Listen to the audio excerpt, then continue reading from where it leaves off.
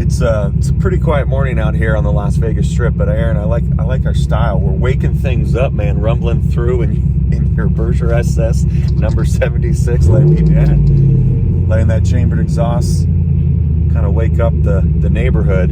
You know, one of the things that we've talked about a lot, Aaron, whether it be when we're at a car show or when we're out and about, we talk a lot about the allure of the GMMG story, the ownership experience, you know, and it's kind of part of an ongoing conversation. What's your thoughts about, you know, the mystique of GMMG?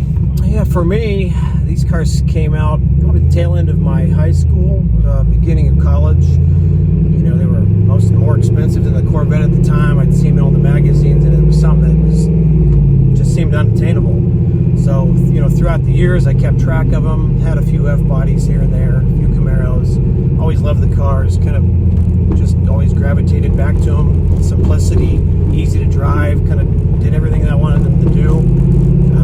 And, you know, when I got older, I looked back and I said, man, I've never owned one of these things, and I really wanted one when I was in school and started hunting for them. So the hunt began. And it's like, you know, enough time has passed where I think you're not alone in that.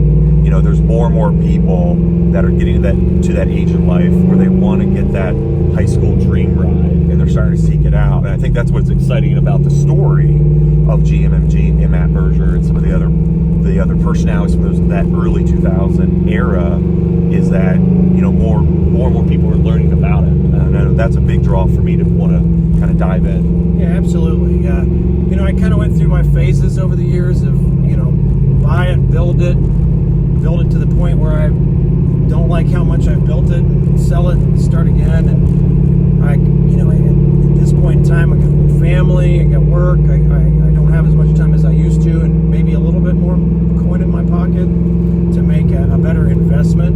And you know, I started looking for numbered cars and more of a rare car, something that maybe I don't want to tinker with, and it's exactly how I want it to be if I would have built it. And you know, the Berger popped into my head, so that's how this car started.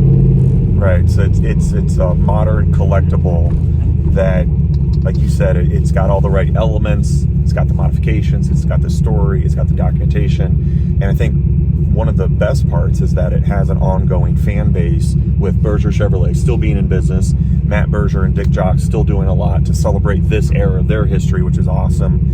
I know you and I connected at their car show last year. We're looking forward to it this year. And, you know, I think more and more events will be popping up around the country with people wanting to learn more about this era of exactly. Camaro. And, you know, I get a lot of questions, or, you know, people post, hey, why would you pay double, in some cases triple, quadruple for some of these, you know, the wide body cars or anything C5R equipped. And, you know, I looked at it from an investment standpoint, like, hey, I want a car I can drive. I want a car that's going to hold its value. You know, you could go out and buy a brand new anything, GT500, C8, and traditionally you're going to see some pretty decent depreciation, where I could buy this, drive it for a few thousand miles, enjoy it, and maybe see appreciation. So, you know, when I justified at the time what was double a standard car that's pretty much spec the same color, that's how I put pen to paper and decided this was the right car for me, and I really haven't looked back. Now you live out here, so you're in the Vegas environment. Do you ever come across another one of the GMMG Camaros in your? You know, I have not. You know, it's funny because even the F-body guys that I run into, they've never heard of them. So, you know, it's kind of fun. I get to educate them a little bit and you know, just explain them, and typically it carries off into some kind of relationship where we've kept in touch, and, you know, people just didn't know about these. Either if you didn't catch them in the magazines between whatever, you know, 2000 and 2002, they disappeared after that. They stopped making the Camaro, and if you didn't see it, you might not have seen another article about it for a couple more years, even though GMMG was still around and building cars several years after that. But they're very off the radar, and they still are. So that's kind of the allure for me. It's